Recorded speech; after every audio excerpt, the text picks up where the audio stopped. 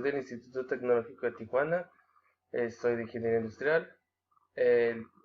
La materia que estoy cursando pues, es Estadística Inferencial 1 y hablaremos de la unidad 1, los capítulos 1, 2 y 3, con el profesor Juan Morales, su servidor González Almodóvar Jesús Guadalupe, del libro Estadística, autor Mario F. Triola. Bueno, empezaremos con la presentación. El capítulo 1, la introducción a la estadística 1.2, es el pensamiento estadístico. En general, los especialistas en esta estadística coinciden en que el pensamiento estadístico es bueno, aunque existen diferentes perspectivas sobre lo que realmente es un pensamiento estadístico. En esta sección describimos el pensamiento estadístico en términos de la capacidad para observar el panorama, para tomar en cuenta los factores relevantes como el contexto, la fuente de los datos y el método de muestreo, y también para obtener conclusiones e identificar implicaciones prácticas. El pensamiento estadístico incluye el pensamiento crítico y la capacidad de interpretar los resultados. Aquí tenemos un ejemplo que dice del Super Bowl. Los Gigantes de Nueva York derrotan a los Broncos de Denver en el Super Bowl con un marcador de 120-98. Utilice el sentido común para determinar si este acontecimiento descriptivo A es imposible, B posible pero muy improbable, C posible y probable. Bueno, pues yo la verdad no veo mucho ese deporte, pero cuando sí he visto unas cantidades así a veces que les ganan, y pues yo creo que la respuesta sería posible, pero tal vez un poco probable. En la Suprema Corte, todos los magistrados de la Suprema Corte de Estados Unidos tienen la misma fecha de cumpleaños. Pues en este caso la verdad yo le puse que sería posible, pero muy improbable, porque pues tal vez sí puedan coincidir uno o dos, pero todos estaría muy difícil. Pero sí es posible. 1-3 tipos de datos. Un objetivo de la estadística es realizar inferencias o generalizaciones acerca de una población, además de términos de población y muestra que se definieron al principio de este capítulo. Necesitamos conocer el significado de los conceptos parámetro y estadístico. Estos nuevos términos se utilizan para distinguir entre casos en que contamos con los datos de una población completa y los casos en los que contamos con datos de una muestra. Parámetro. Bueno, un parámetro es una medición numérica que describe algunas características de una población. Estadístico es una medición numérica que describe algunas características de una muestra. 5. Ingreso y educación. En una muestra grande de hogares, el ingreso anual medio por hogar por los individuos graduados de bachillerato es de 19.856 según los datos de la Oficina de Censos de Estados Unidos. En este caso, la respuesta que yo puse es el valor estadístico, ya que presenta una medición numérica de características muestrales. 13. Dispositivos para cruzar las calles. En la ciudad de Nueva York hay 3.250 dispositivos para cruzar las calles. Los peatones tienen que presionar el botón de dichos dispositivos ubicados en las intersecciones del tránsito para controlar las luces del semáforo. Se descubrió que 2.500 de dichos dispositivos no funcionan, según los datos del artículo de Ford Extension en New York Futility Push Button de Michael Luo del New York Times. Yo pienso que aquí en la respuesta pues los datos son discretos, ya que no presentan fracciones y todos son datos enteros. Pensamiento crítico. Una muestra de respuesta voluntaria a nuestra autoseleccionada es aquella que los propios sujetos deciden incorporarse a la corrección y la casualidad. Otra forma de malinterpretar datos estadísticos consiste en encontrar una asociación estadística entre dos variables y concluir que una de ellas causa o afecta directamente a la otra variable, como mencionamos. Es posible que esto pertenezca a dos variables, como el tabaquismo y la frecuencia de pulso, estén relacionadas. Esta relación se denomina correlación. Sin embargo, si descubrimos que el número de cigarros se relaciona con la frecuencia de pulso, no podríamos concluir que una variable causó la otra. En específico, una correlación no implica la casualidad. 7. Perfil racial. Un estudio reveló que en el condado de Orange se expide unas multas por exceso de visibilidad a los individuos de grupos minoritarios que a los caucásicos. Conclusión. En el condado de Orange, los individuos de grupos minoritarios exceden la velocidad límite más que los caucásicos. Pues aquí pues la respuesta que se tiene que en el condado de Orange las causantes tienen mayor coincidencia del reglamento de tránsito que las minorías, por lo que tienen menores multas que los individuos minoritarios. 10. El árbol de Navidad. El proveedor de servicios de Internet América Online, en sus siglas AOL, realizó una encuesta entre sus usuarios y les preguntó si preferían un árbol de Navidad real o uno artificial. AOL recibió 7.073 respuestas y 4.650 de ellas indicaban la preferencia por un árbol real, puesto que 4.650 representaba el 66% de las 7.073 respuestas. Podríamos concluir que alrededor del 66% de las personas que celebran la Navidad prefieren un árbol real. ¿Por qué? Pues la respuesta que puse, pues no se puede concluir, ya que no representa el total de la población que celebra la Navidad. Pues en este caso hay muchos que sí celebran Navidad y hay otros casos que muchos no la celebran. Algunos son ecologistas y prefieren mejor árboles artificiales que árboles reales. 1-5. Recolección de datos muestrales. En el estudio transversal, los datos que se observan miden y reúnen un solo momento en el que el estudio retrospectivo o con el control de caso. Los datos se toman del pasado mediante el examen de registros, entrevistas y otros registros. En un estudio prospectivo o longitudinal de corte, los datos se reunirán en el futuro y se tomarán de grupos, llamados cohortes, que comparten factores comunes. Un error de muestreo es la diferencia entre el resultado de una muestra y el verdadero resultado de una población. Este error es consecuencia de las fluctuaciones por el azar.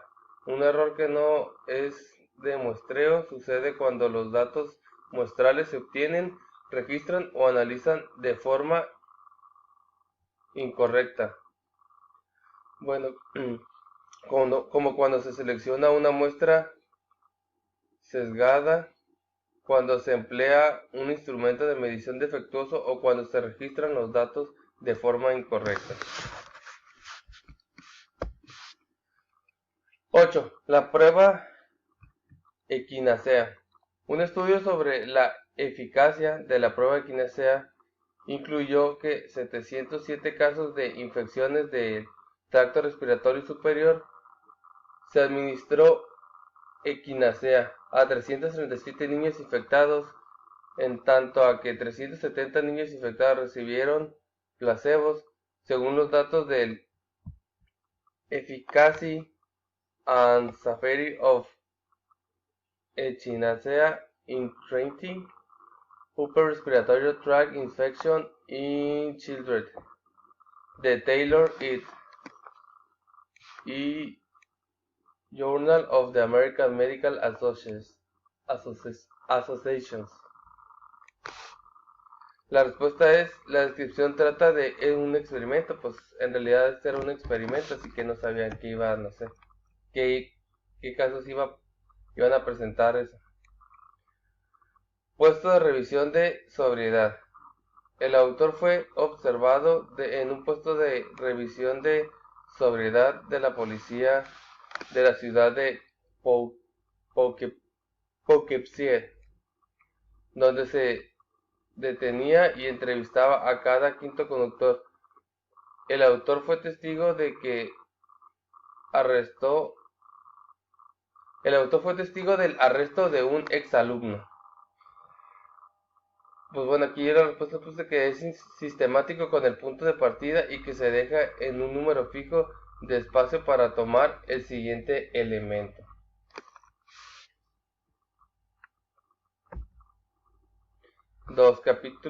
Capítulo 2. Resumen y gráfica de datos. 2.2. Distribución de frecuencias a resolver. Las marcas de clases son los puntos medios de las clases. La anchura de las clases es la diferencia entre dos límites inferiores de la clase y consecutivos a dos fronteras inferiores de la clase consecutivas en una distribución de frecuencias. Bueno, pues este es el procedimiento para construir una distribución de frecuencias. Dice, determine el número de clases que desea, en el cual debe estar entre 5 y 20. El número que elija puede verse afectado para la comodidad de usar cifras enteras. 2. Calcule la anchura de la clase, que la fórmula es el valor más alto menos el valor más bajo entre los números de clases. 3. Comience por elegir el número para el límite inferior de la primera clase. Elija el valor dado más bajo al valor conveniente que sea un poco más pequeño. 4. Usando el límite inferior de la primera clase y la anchura de la clase, proceda a la lista de los demás límites inferiores de la clase, sume la anchura de la clase al límite inferior de la primera clase para obtener el segundo límite inferior de la clase. Después sume la anchura de la clase y el segundo límite inferior de la clase para obtener el tercero, y así sucesivamente. 5. Anote los límites inferiores de la clase de una columna vertical y luego proceda a anotar los límites superiores de la clase. 6. Tome el valor de cada dato y ponga una marca en la clase adecuada y agregue marcas para obtener frecuencias totales de las clases. Tenemos un ejemplo y ahorita lo resolveremos en Minitab.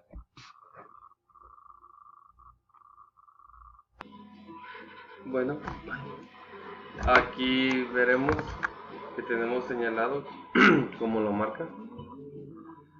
Te dice aquí que selecciones las 7 clases.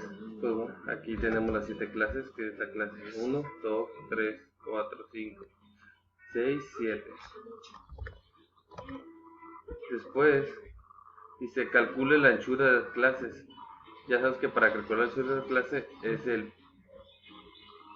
valor más alto menos el valor más bajo entre el número de clases, que en este caso viene siendo el valor más alto, que es 124, menos el valor más bajo, que es 60, que esto es igual, y entre el número de clases, que son 7 clases, 1, 2, 3, 4, 5, 6, 7, da un total de 9.14. Elegimos 60 como el primer límite inferior de la clase, ya que es el valor más bajo de la lista y el número más conveniente. Sumamos la anchura de la clase 10 a 60 para determinar el segundo límite inferior de la clase. Ok,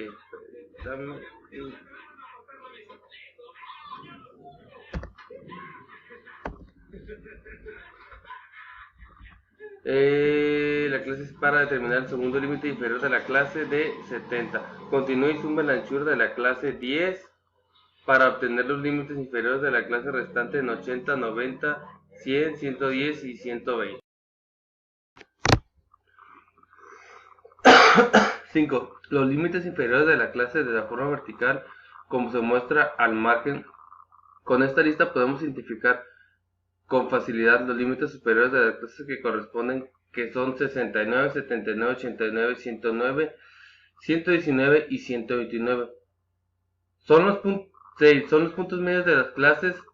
Las marcas de clase que de la tabla 2-2 son 64.5, 74.5, 84.5, 94.5, 104.5 y 114.5 y 124.5. Esos son los 7. Bueno, entonces, distribución de frecuencias relativas. En una distribución de frecuencias relativas, las frecuencias de una clase se sustituye con una frecuencia relativa en proporción a una frecuencia porcentual o un porcentaje. Esta tiene la fórmula de frecuencia de clase, suma todas las frecuencias por 100. Esta es la tabla de distribución de frecuencias relativas de los pulsos de las mujeres. Ok, entonces haremos Minitab. Bueno, pues aquí vamos a sacar la gráfica de Minitab. De aquí de las mujeres. Aquí pues yo ya tengo precargada toda la información. El pulso de mujeres, pues nos vamos a ir a gráficas, histograma, seleccionamos el tipo de histograma, simple, seleccionamos el pulso de mujeres con doble clic, checamos la escala, está bien, las etiquetas pues vamos a poner que es el pulso de mujeres. Ok, y le damos ok,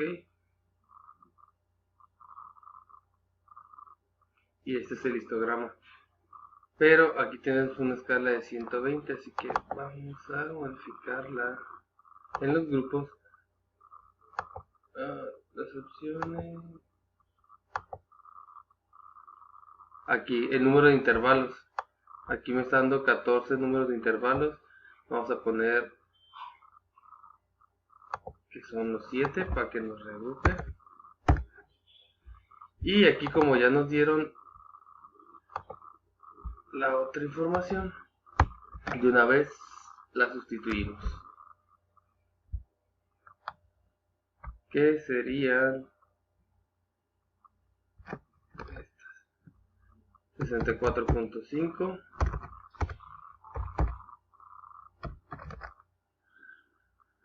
74.5,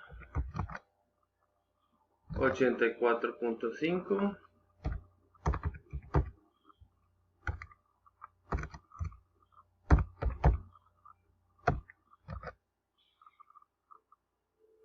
voy a pausar el video para detectar los datos. Bueno, como veremos, pues aquí ya tenemos todos los datos cargados. Aquí nada más eliminamos este problema. Bueno, pues como podemos ver, aquí ya se agruparon en los 7 grupos del pulso de las mujeres. Y aquí ahora pues vamos a ver los porcentajes.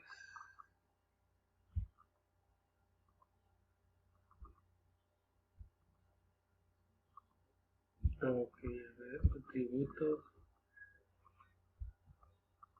Bueno, pues agregamos las etiquetas de datos para tener más claro.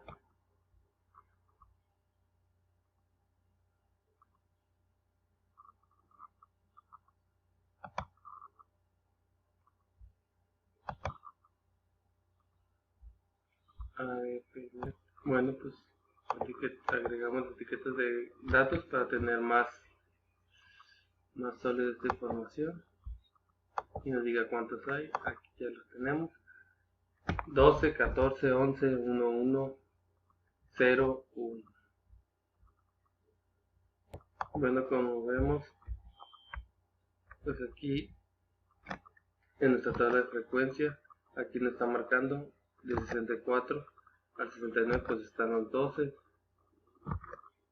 del 70 al 79 los 14, los 11, 90 al 99 pues el 1,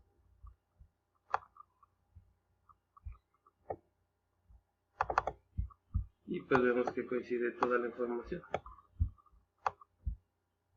Bueno, pues ahora iremos a sacar los porcentajes, estos porcentajes de la tabla de distribución de frecuencias, que el porcentaje se saca de la frecuencia de la clase entre la suma de todas las frecuencias por 100%.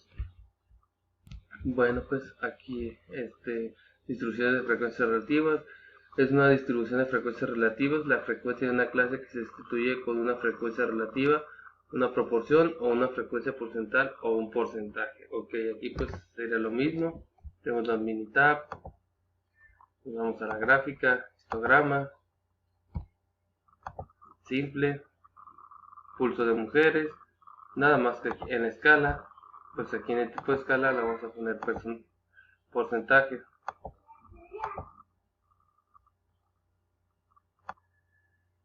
Una vez en la escala, tipo de escala, el porcentaje. Ok. Hombre, pues igual sería lo mismo. Porcentaje.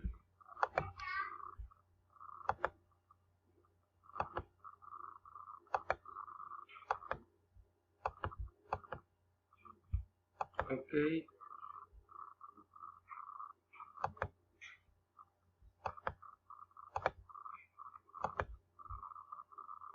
Bueno, pues le damos OK.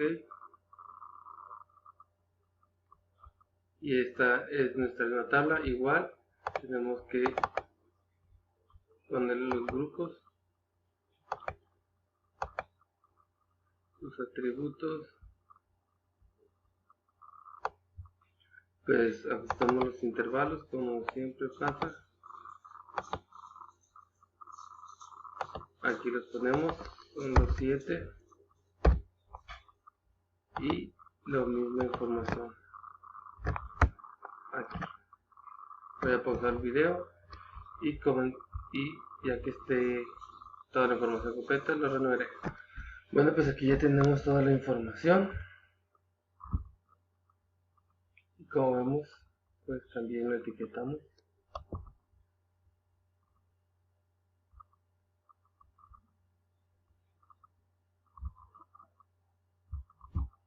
Y aquí están los porcentajes.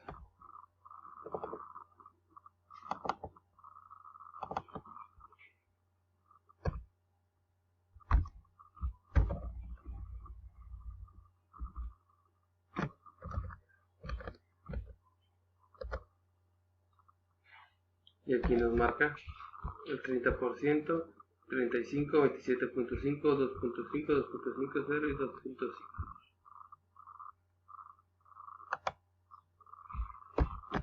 Bueno, aquí está otro ejemplo que es el pulso de los hombres. Utilizo los pulsos de los hombres para constituir la distribución de frecuencias incluyendo 10 clases. Pues aquí será prácticamente el mismo ejercicio, nada más agregando 10 clases con la misma información. Y tenemos otro ejemplo de la radiación de dientes de leche. A continuación se presenta una lista con las cantidades de estroncio 90 en milivesiqueles que hay una muestra aleatoria simple de dientes de leche. De la muestra se obtuvo de los residentes de Pensilvania nacidos después de 1979 con base en los datos de un Expedient Rise in the Strontium 90 en Estados Unidos en los años 90. De Mangano ET al estudio de ciencia total de en virología.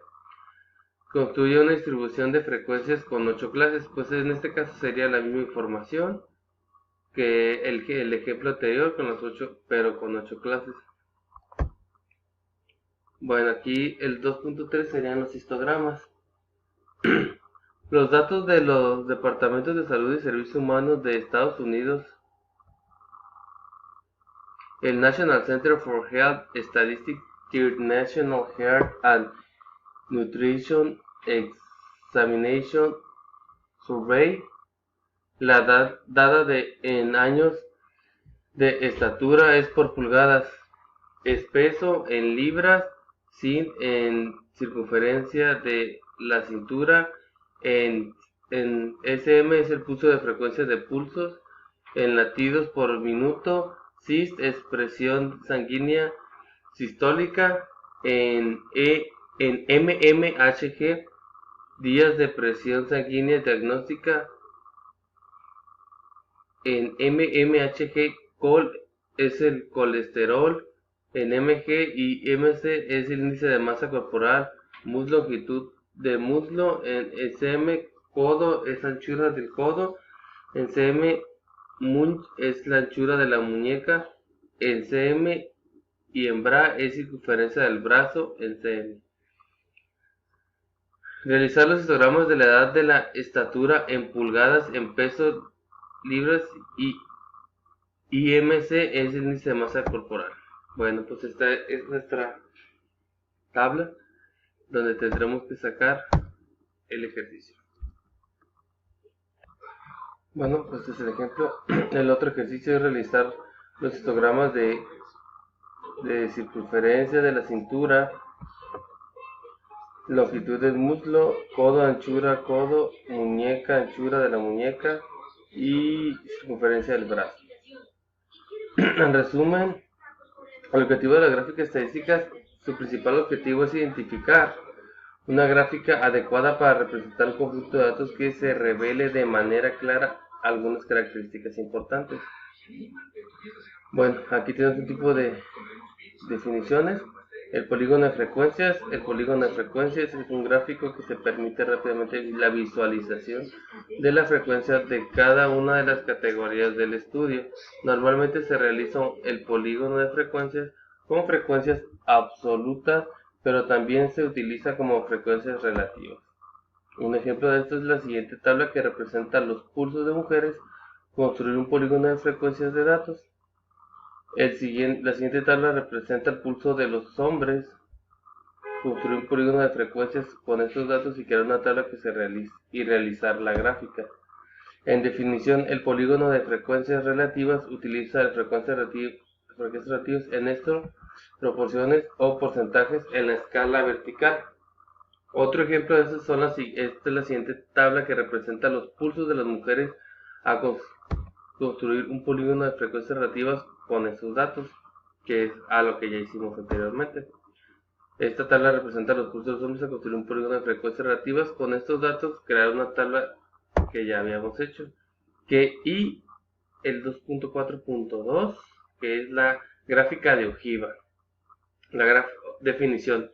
La gráfica de ojiva es el polígono de frecuencia acumulada, es decir, que nos permite ver cuántas observaciones se encuentran por encima o por debajo de ciertos valores en lugar de solo exhibir los números asignados a cada intervalo. La ojiva apropiada para la información que presenta frecuencias mayores que el dato que está comparado tendrá que pendiente negativa hacia abajo o hacia la derecha. En cambio, lo que se asigna a los valores menores tendrá una pendiente positiva.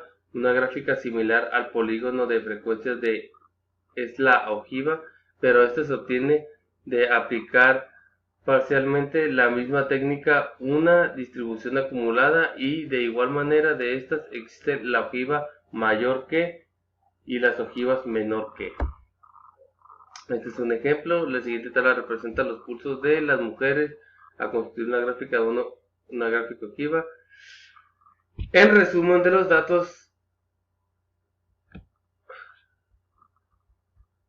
la gráfica estadística ojiva es la siguiente tabla que representa los pulsos de los hombres a constituir una gráfica ojiva con estos datos. Ahorita adelante presentaré las gráficas. Esta es la gráfica de puntos, ahora sí que la gráfica de puntos son útiles para mostrar datos cuantitativos de una forma organizada. Los gráficos de puntos usan varios puntos para trazar datos a lo largo de un eje cardinal. Un gráfico de puntos es similar a un gráfico de líneas, pero sin las líneas, solamente se muestran los puntos de datos.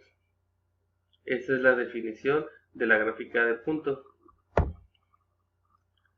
Bueno, y aquí. Ejemplo, la siguiente tabla representa los pulsos de las mujeres a construir una gráfica de puntos con estos datos. Este es el ejercicio de la siguiente tabla de representación de los puntos de hombres para construir una gráfica de puntos con estos datos. Ok, vamos a hacerlas. Bueno, pues aquí vamos a representar una gráfica de puntos. Pues aquí está la información del ejemplo de los pulsos de hombres y mujeres. Y pues este es el ejemplo de el de mujeres. Bueno, pues estamos de mujeres, gráficas. Ponemos aquí de puntos y escogemos el simple, seleccionamos, ok, y listo, tenemos nuestra gráfica de puntos. En el dado caso de los hombres, pues es el mismo ejercicio, se repite la misma acción.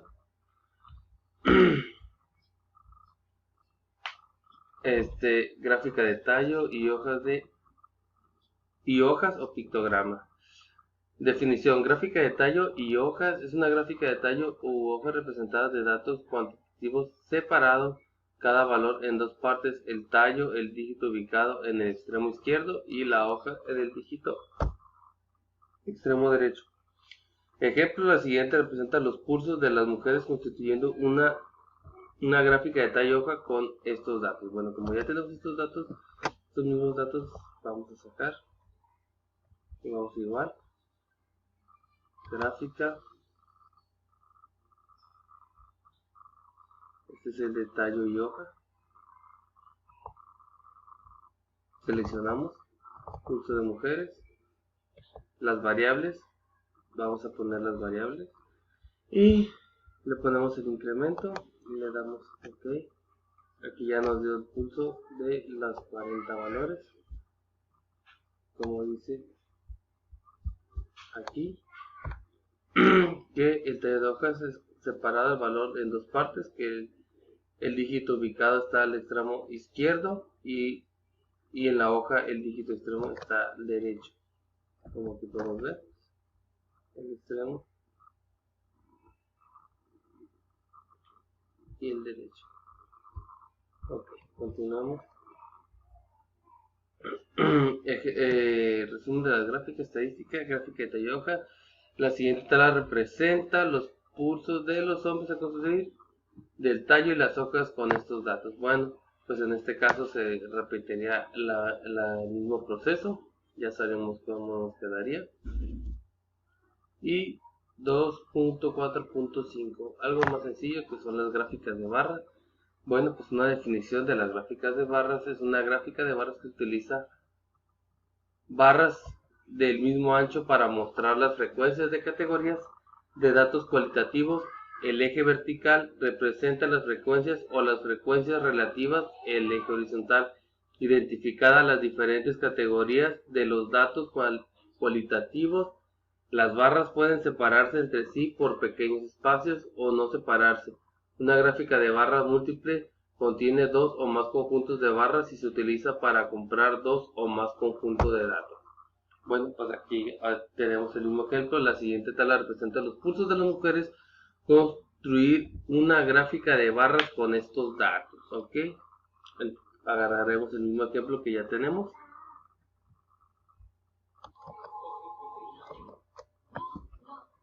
Bueno, pues utilizamos la misma información, gráfica de barras, gráfica simple, pulso de mujeres, doble clic, ok, escala, pues todo bien, etiqueta, pues le ponemos pulso de mujeres.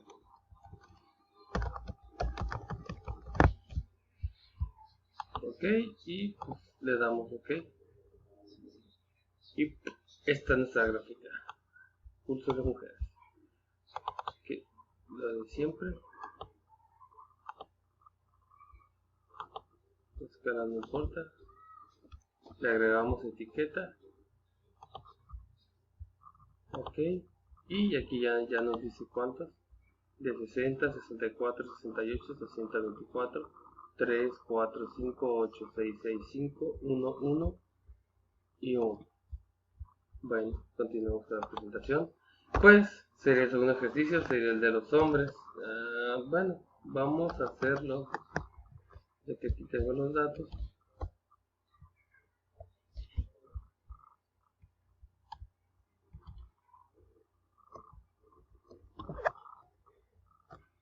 Los 40 datos, entonces los copiamos de Excel.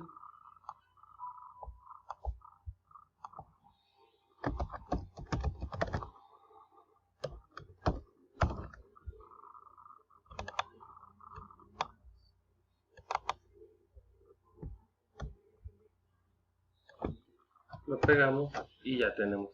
Igual hacemos lo mismo, gráfica de barras, en este caso seleccionamos de hombres,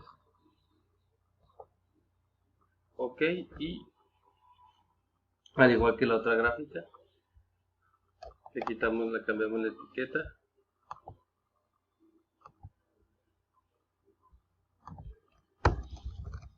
uso de hombres,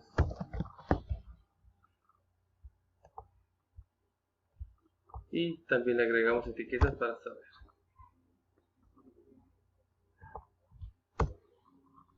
Y aquí ya 56, 77, 3, 6, 2, 4, 4 y 1. Ok. Bueno, aquí continuamos con la presentación. Y está el de hombres. Gráfica de Pareto. Bueno, pues ahora que la gráfica de Pareto, su definición es una gráfica de barras para datos cualitativos donde las barras se acomodan en orden descendiente de acuerdo con las frecuencias. La escala vertical de las gráficas de Pareto representa tanto frecuencias como frecuencias relativas. La escala horizontal identifica las diferentes categorías de datos cualitativos. La altura de las barras disminuye de izquierda a derecha. Okay. Un ejemplo, una empresa electrónica que produce tarjetas electrónicas requiere analizar su proceso de SMT, Surface Mounting Technology, de sus 3 meses anteriores para llevar a cabo la reducción de dichos defectos en un 50% mediante la aplicación de proyectos basado en la metodología de Six Sigma. Realizar una gráfica de Pareto con los siguientes datos y determinar cuáles son los mayores problemas en los cuales deben enfocar para mejorar la calidad. El ejemplo es una... Bueno, ok. Vamos a hacer esto. Bueno, y tenemos un ejemplo. Una empresa de inyección de plástico requiere analizar sus procesos de último mes para mejorar la calidad de su proceso. Realizar una gráfica de Pareto con los siguientes datos, determinar los mayores problemas de los cuales deben enfocar las mejoras de calidad. Bueno, pues este sería el otro ejemplo y nos vamos a 3.2, medidas de tendencia central. Nos vamos a definiciones. Una medida de tendencia central es un valor que se encuentra en el centro o a la mitad de un conjunto de datos. La media o la media aritmética es un conjunto de datos de la media de tendencia central que se calcula al sumar los datos y dividir el total entre el número de datos. La mediana es un conjunto de datos, es la medida de tendencia central que implica el valor intermedio cuando los datos originales se representan en el orden de magnitud creciente o decreciente. La moda es un conjunto de datos, es el valor que se presenta con mayor frecuencia. La mitad del rango es la media de la tendencia central que constituye el valor que se encuentra a la mitad entre la puntuación más alta y la más baja en el conjunto original de datos y se calcula sumando el valor máximo con el valor mínimo y luego dividiendo la suma entre 2. Bueno, estadísticos para escribir y explorar, comparar datos datos, medidas y tendencias central. Un ejemplo: una empresa que manufactura productos médicos requiere realizar un estudio de los resultados del diámetro de la producción de sondas Foley.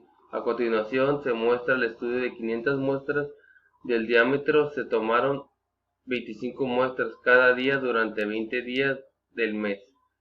Obtener la media y la mediana de las muestras relacionadas. Bueno, pues sí, ahí está la imagen de un catéter látex Foley que se utiliza para extraer orina. Tenemos el segundo ejemplo, que es una empresa que manufactura productos aeroespaciales que requieren realizar un estudio de los resultados del diámetro interno de la producción de formers, de fuselajes en un avión.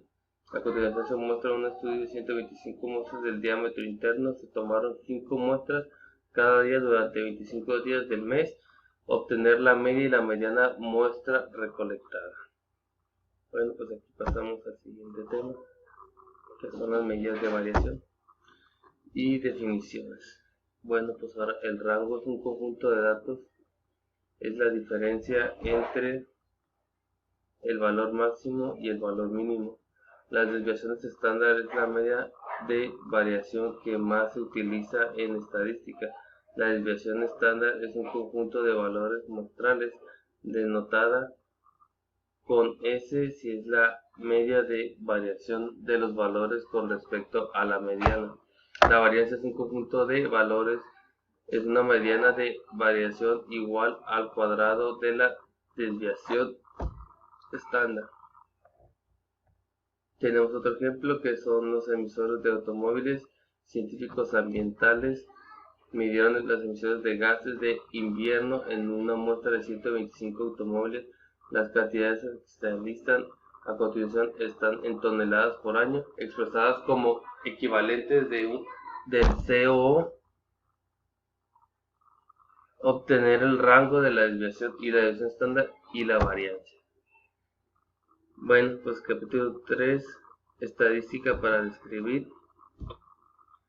De acuerdo con un estudio reciente, las mujeres tienen una altura promedio a la media de 59 pulgadas o 150 centímetros, mientras que los hombres tienen una altura promedio mediana de 66 pulgadas o 168 centímetros. Estos promedios se muestran en la gráfica de la derecha, la gráfica que muestra los datos de forma honesta. Algunas gráficas de estas están incorrectas en el sentido en que ellas contienen errores y algunas están mal porque, aunque son técnicamente correctas, son engañosas. Al dibujar objetos denominados pictogramas, con frecuencia estos son engañosos. Al comparar las medias unidimensionales, usan áreas para comprobarlas de se distorsionan las diferencias. Por ejemplo, si duplican cada lado de un cuadrado, el área no se duplica, sino que se incrementa en un factor de cuadro. Las alturas es una media unidimensional. La respuesta correcta es sí. La gráfica derecha comparar los salarios en la docena de hombres y mujeres en las escuelas y universidades privadas. ¿Qué impresión crea la gráfica? La gráfica muestra la información de forma honesta. Si no es así, construye una gráfica que muestre de forma clara la información, así como la tenemos. Bueno, pues algunas de las gráficas son incorrectas en este sentido de que ellas contienen errores y algunas están mal porque, aunque son técnicamente correctas, son engañosas. Es importante desarrollar la capacidad para reconocer gráficas incorrectas e identificar exactamente por qué son engañosas. Para determinar la presión que se crea en la gráfica, comparé las alturas de las barras en la gráfica. ¿Qué presión crea la gráfica? La gráfica crea la impresión de que el hombre tiene salarios que son más del doble del salario de las mujeres. Ahí se puede ver claramente. Algunas de estas gráficas son engañosas ya porque unos inician con algún valor distinto de cero, por lo que las diferencias se exageraron. No. La escala vertical en la gráfica inicia en 50.000. La gráfica muestra los datos de forma honesta y clara. Pues eso tampoco. Puesto que la escala vertical no inicia en cero, la gráfica es engañosa. Para construir una gráfica que muestre los datos de forma honesta, inicie la escala vertical en cero. Construye una gráfica que muestre los datos de forma honesta, seleccione la gráfica correcta. Bueno, pues aquí podemos ver que la gráfica correcta es la primera, que es la A, que pues inicia de cero y se ve mejor. La gráfica de la derecha utiliza cilindros para representar barriles de petróleo consumidos por dos países. La gráfica distorsiona la información o la muestra de forma honesta, por qué sí o por qué no. Si la gráfica distorsiona la información, construya una gráfica que la muestre de forma honesta y clara. Pues no manches, se ve mucho. Consumo diario de millones de barriles. Algunas gráficas están incorrectas en el sentido que estas contienen errores y algunas de estas están mal porque aunque son técnicamente correctas, son engañosas al dibujar objetos denominados pictogramas. Con frecuencia estos son engañosos. Cuando se comparan medidas unidimensionales usando volúmenes para compararlas, se distorsionan las diferencias. ¿Por qué? Si usted duplica el radio de una esfera, el volumen se incrementa en un factor de 8. El número de barriles consumido es una medida unidimensional. Sí, está muy exagerado. La gráfica distorsiona los datos. ¿Por qué sí o por qué no? Sí, porque la gráfica utiliza objetos de volumen para representar medidas unidimensionales. El número de barriles consumidos en una medida unidimensional, pero la gráfica utiliza objetos de volumen, por lo que la diferencia de consumo entre los dos países pertenece que es mucho más grande de lo que es en realidad. Esta gráfica no muestra la información de forma honesta. Una forma de hacer que la presentación sea más honesta sería mediante una forma lineal, tal como una gráfica de barras. Cuando construya una gráfica de barras, asegurándose de que no sea engañosa. Si el eje inicia en cero, la diferencia podría exagerarse. Construye una gráfica que muestre los datos de forma honesta de las siguientes gráficas. Y pues aquí ya tenemos que es la A, que es el consumo de petróleo. La gráfica de la derecha muestra las distancias de frenado para diferentes automóviles bajo las mismas condiciones. Describe las razones por las que esta gráfica podría ser engañosa. La distinta frenado del automóvil A, ¿cuántas veces es mayor que la distancia de frenado del automóvil C? Dibuje una gráfica de manera que muestre la información más. Pues está la gráfica del punto A, del auto B y del auto C. Algunas gráficas son malas en el sentido de que tienen errores y algunas son malas ya que aunque son técnicamente correctas contienen errores. Esto es importante desarrollar la capacidad de reconocer gráficas malas e identificar por qué son engañosas. Algunas gráficas son engañosas porque uno o ambos ejes inician en algún valor distinto de cero, por lo que las diferencias se exageran. La escala horizontal inicia en cero y pues eso pues no inicia en cero. ¿Por qué la gráfica podría ser engañosa? Porque al iniciar el eje horizontal en 100, la gráfica corta parte de las barras. Es una gráfica si uno o ambos ejes inician en algún valor distinto de cero. Las diferencias se exageraron. Este método incorrecto de graficar es conocido como como una gráfica si uno o ambos ejes inician en algún valor distinto de cero, las diferencias exageran. Este método es incorrecto de graficar, es conocido como un eje no cero. Cuando el dibujo de objetos se utiliza para mostrar datos puede causar falsas impresiones. Estos dibujos se denominan pictogramas. Cuando la siguiente es una distorsión común que ocurre en las gráficas, a continuación selecciona una respuesta correcta. El uso de objetos de dos dimensiones para representar datos que son de naturaleza unidimensional. ¿Por qué es importante aprender acerca de las gráficas incorrectas? Para que podamos analizar de forma crítica una gráfica y determinar si no es engañosa. Bueno, pues el proyecto de buenas prácticas de manufactura.